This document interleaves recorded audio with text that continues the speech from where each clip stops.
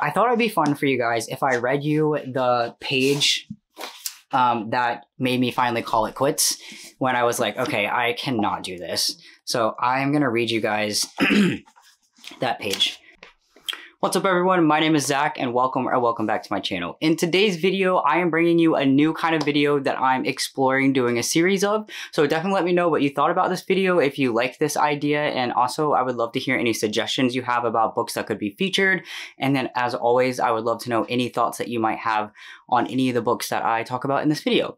If you haven't already, subscribing to my channel helps me out a ton. A like on the video goes a long way, and I've just told you some great things that you could comment if you would like to interact. I would love to hear from you guys.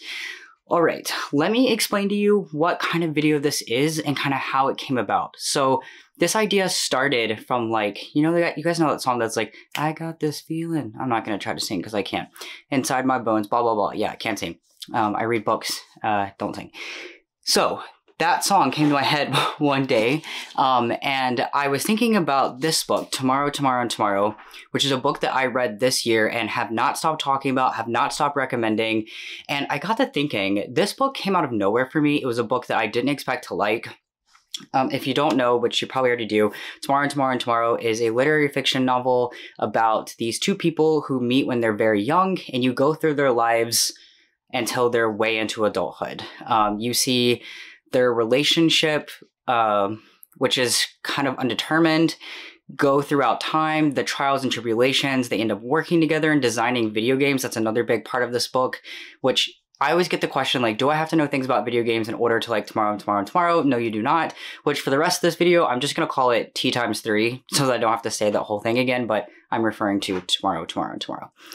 So the things that I liked about this book, and I think that drew me in, that I never knew that I needed in a book, is that they're so realistic characters. And in my opinion, I have seen some criticism that they're pretentious, which I could see that sort of. But for me, I felt like they were really realistic. We really got to know the characters individually and the dynamics of their relationship. There was a lot of nuance. They were messy. We watched them grow up. We watched them learn things and, like, sometimes make the same mistakes again and again, like humans do, and other times learn from their mistakes. I loved this book, and it felt so unexpected for me. So I was like, okay, I want to find other books that are like T times 3. And so when I started searching for books that I wanted to feature in this, there were a couple of things that I looked for when picking the 3. For one, I watched booktube and tried to listen for anything that I thought might resemble T times 3. And that the sort of things that I was looking for is like a character's relationship over a period of time, deep and meaningful character interactions, a character-driven, not plot-driven story, something that sounds like it could be messy and maybe dramatic. Those are the things that I was looking for. And so the books that came across my radar, some were hit, some were miss, but that kind of gave me similar vibes. These three books I never thought I was ever going to read either, and I only picked up because I had hopes for the concept of this video, but that is Cleopatra and Frankenstein, the Rabbit Hutch, which this is the paperback copy. You all probably recognize the hardback copy, which I'll try to remember to put on the screen for you all. And then a Goodreads Choice nominee. I can't remember if this won or not. It may have won. I can't remember. But Wellness. This book just came out this year. So I picked these 3 for the reasons I just said. I'm going to review them individually. And then I also, as part of my review process, I made a little like comparison sheet to compare it to Tomorrow, Tomorrow, and Tomorrow, and see, like, did I gauge this right? Did I get what I wanted from these books? And did I find anything unexpected? So the first book that I read was Cleopatra and Frankenstein. This is a very interesting story. I will just tell you a basic premise because I don't think you need to know everything going into this. Essentially, what happens is Cleopatra and, well, Cleo and Frank, that's what I'm going to call them because that's their names. They meet unexpectedly after a party. They're walking out of the party at around the same time, and they end up spending the evening together because, like, they're walking and they end up talking and figuring out they were from the same party or whatever. Anyways, long story short, this is in the synopsis, so it's not a spoiler. She is from the UK and wants to stay in the US, but she starts to really like Frank, and they very quickly get married because they have this very passionate and overwhelming desire and sense of love for each other, and it's very fast. And so this book kind of looks at, like, can that work? I mean, obviously it's case-to-case basis, but this couple faced a lot of pressure because they didn't really know each other when they got married. There's a significant age gap between the two of them. This is a very interesting book. I've never read anything like it, including Tomorrow, and I will talk about like the similarities and things like that in just a minute. The other thing about this book is it's very diverse. There's a lot of side characters that you get to know, and I think another pitch for this book is like you actually get to know Cleo and Frank from the perspectives, you get their perspectives too, but from the perspectives of the side characters, you actually get to go inside the side characters' minds and their lives and get to know them as well. I've never seen a book really do that, and I loved that aspect of this. I really, really liked the side characters. There's very diverse representation throughout this book, across diversity. I mean, like, all kinds of things are touched in this book. Read the trigger warnings for all of these books. Definitely read the trigger warnings for this one if you're sensitive to just about anything. There's a lot in this book. It's a very heavy book. Yeah, I actually gave this 5 stars. I read it physically. I will say how I read each book too, but I read this one physically. I read this copy. My own copy is one of my goals. So yeah, and it was a really good reading experience. The writing is really good. There's a lot of quotable and a lot of wisdom throughout this book about life and relationships. So yeah, let me get my comparison chart out so that I can give you guys more specific comparisons between the two of them and some things that I liked and didn't like. One of the things I said in my review is that it's compulsively readable and you're not sure why. Like, you can't put it down. It's almost that like reality TV feeling where like, you know, you shouldn't be looking, but you can't stop looking. That book gives you this kind of feeling. The other thing is there is a lot of things that happens in this book that I kept thinking, this isn't realistic. Like, humans would never do this. This is absurd. And then it dawned on me. I was like, I thought to myself, I literally wrote down this quote. I keep thinking this would never happen, but actually, I mean, I would never do this. And so it really took me out of my worldview and was like, damn, I was looking at this really narrow-minded. Like, I don't know, it really woke me up for a minute, and I really, really appreciated that about this book. The main reason, so throughout the whole book, I thought I was going to give it 4 stars, and the main reason I gave it 5 is because the ending is spectacular. Spectacular. I loved the ending, and I hardly ever will give a book 5 stars solely based off the ending, because usually that annoys me, but for this book, I felt like it really deserved it. There's a lot of dark humor throughout the book. Yeah, okay, so let's get into the pros and cons sheet. So I gave both books 5 stars. I would say that Cleopatra and Frankenstein was actually a way more messy story. Tomorrow has messy characters, it's raw, and so they had that in common. In Tomorrow, the timeline, like the time of events almost feels like it's its own character.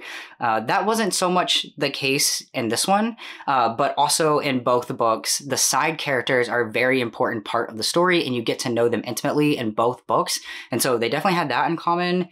And then another thing that I didn't even notice until I got through all 3 of these books was that, well, 2.5 or 2 and some, you'll see in a minute, was that the city living, like the concept of living in a city and what that's like is the backdrop of all of these books. In fact, the setting as a city is almost a character. And I didn't even realize that until I read like these 3 books. This video really pushed me out of my comfort zone in a really good way. And I had a really good time with it. Yeah, so the side characters are really important. In Cleopatra and Frankenstein, the characters mostly make authentic mistakes, whereas I feel like in Tomorrow, I don't know, the characters just felt a little bit more authentic to me. But again, that goes back to that whole, I think I just have a narrow mind view about what was happening. There's a lot of drug use, like not in a way that I'm used to. And I've shared on the channel that I live in like a town or a community that's been heavily, and my family included, impacted by the opioid crisis. And so it's definitely like I've been around a lot of drug use. I think this kind of drug use was something that I haven't really been around. And so I kept thinking like, I don't know, I just had a really narrow mind view of it, and I'm really glad that I read it. In both books, there is a relationship that has a much older male character and a much younger female character, and the dynamics of that and what that means. All in all, I really enjoyed both books. And I would say that Cleopatra and Frankenstein gave me a similar feeling, but not the same feeling. And for the concept of this video, I feel like that's a win. Like, I feel like that this one was a win. I'm glad I read it, and hopefully you can take something away from this video. So the second book that I read for this video is The Rabbit Hutch, which is a book I absolutely never would have picked up, except I think I saw Books with Lala talk about it, and she had said some things that made me think that it would be good for this video, which was like messy characters, like dark humor, and I would say those things are true. And things drastically changed. So let's talk about The Rabbit Hutch. I actually think this was a national book winner, which I think is very cool and makes sense. This is the story about a town that is very similar to like Detroit, Michigan. And if you know anything about Detroit, Michigan, they used to have like a big booming car industry where like a bunch of cars were built. And then the way that manufacturing changed and went overseas, like from the US to two different countries, that town kind of like fell apart. It's based off a town very similar to that. So this town is falling apart. It's actually been bought recently by someone who's rich, and they say that they're going to like improve the town, but essentially this town is falling apart. There's not a lot of resources. Everybody's very poor. Yes, a lot of things. But it takes place in a townhouse that's been like rebuilt, repurposed. It's a repurposed building. I think that used to be a factory, and they call it the Rabbit Hutch. And everybody who lives there is having a hard time. You get to know all of the characters that live in the Rabbit Hutch that have anything to do with the story, and their lives are going to interconnect in interesting ways. Also, throughout the whole book, there's a lot of rabbit references that are just random, and it was really cool. I actually really enjoyed that.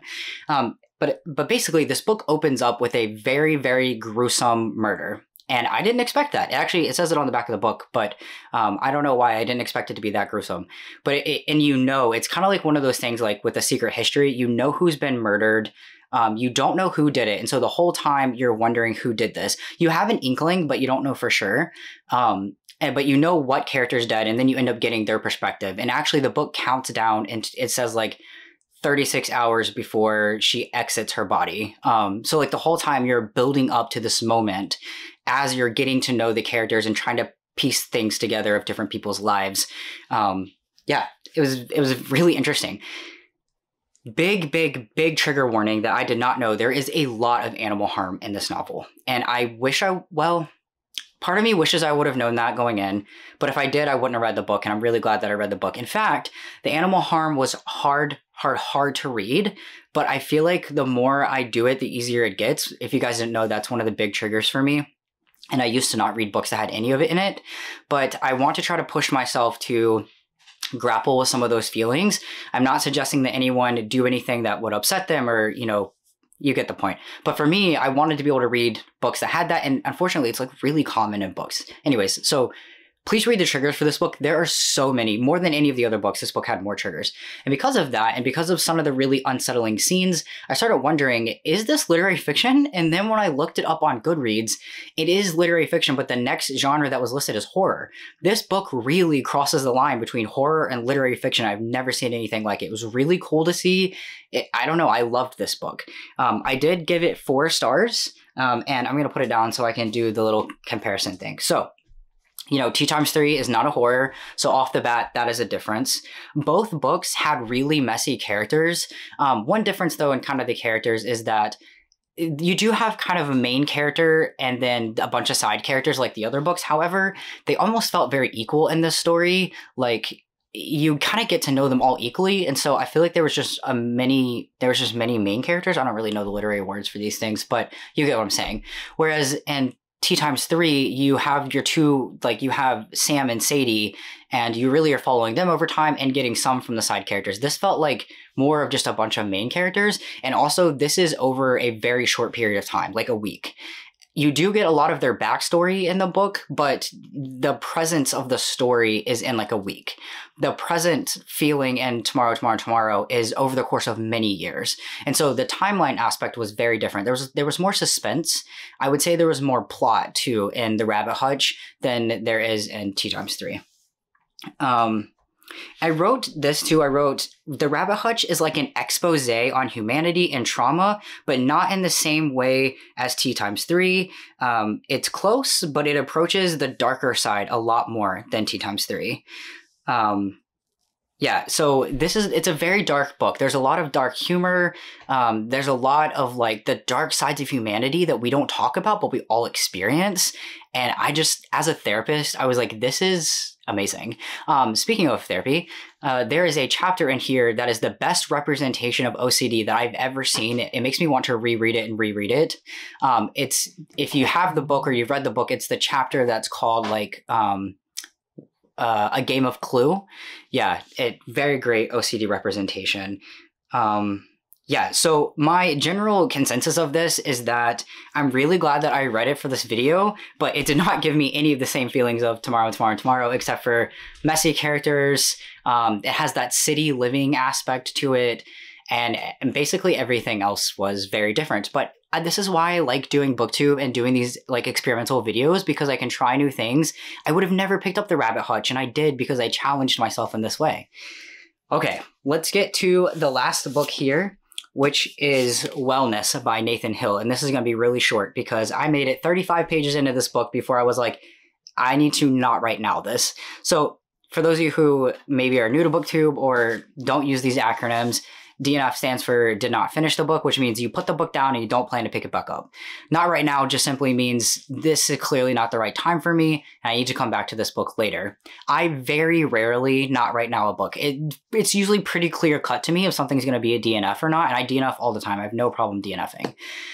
For some reason, I'm holding on to this book. So Wellness, very popular book right now, very popular book, is about these two people who meet in Chicago, and the premise that we're told is that they fall in love very quickly, and you kind of see their like marriage go, I think they get married, but their relationship go over a significant period of time, and kind of how they grow up and what that changes about the relationship. If that doesn't scream T times 3, I don't know what else does.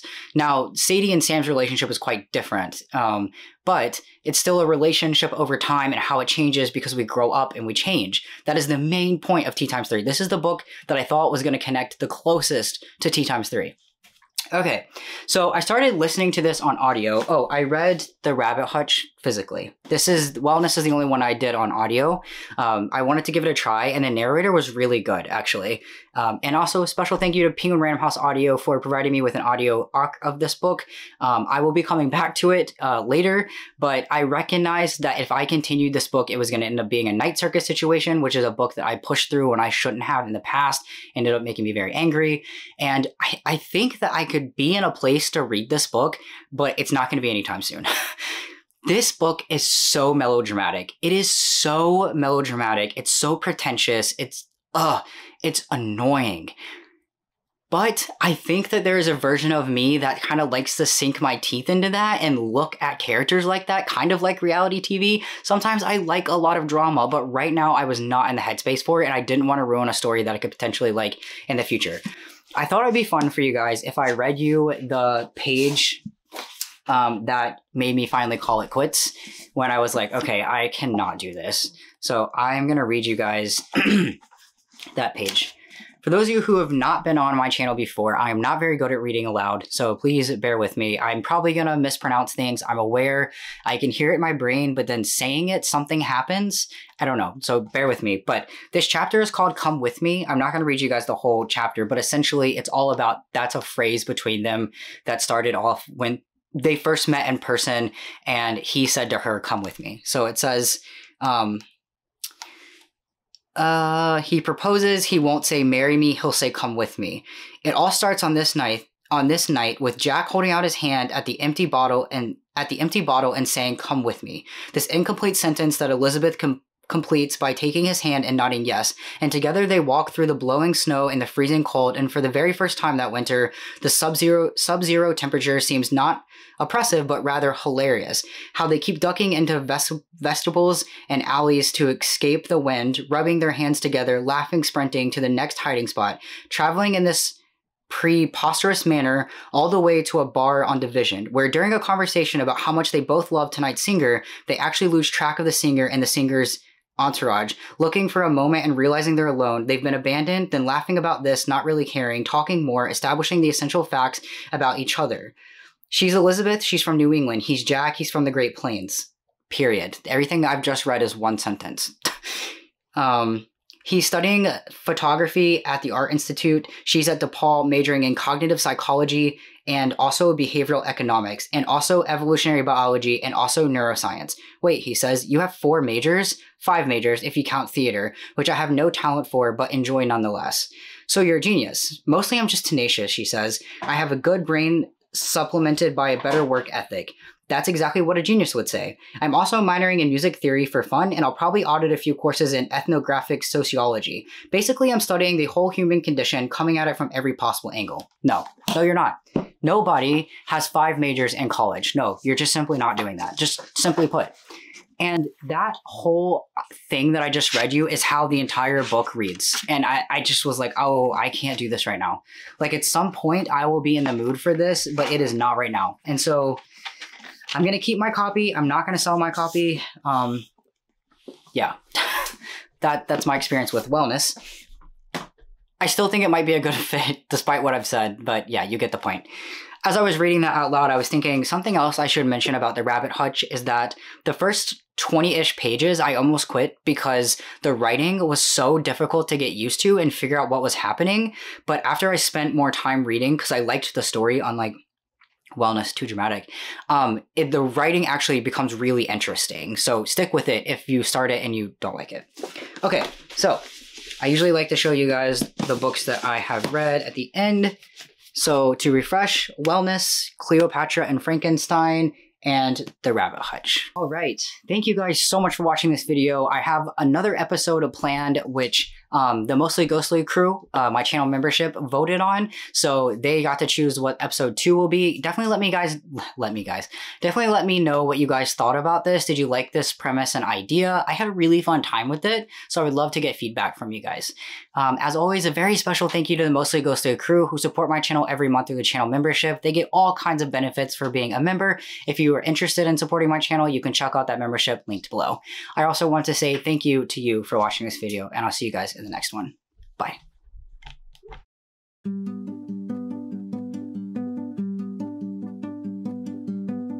Telling her to calm down, my head in my hands now. Play it back, I still can't seem to figure out.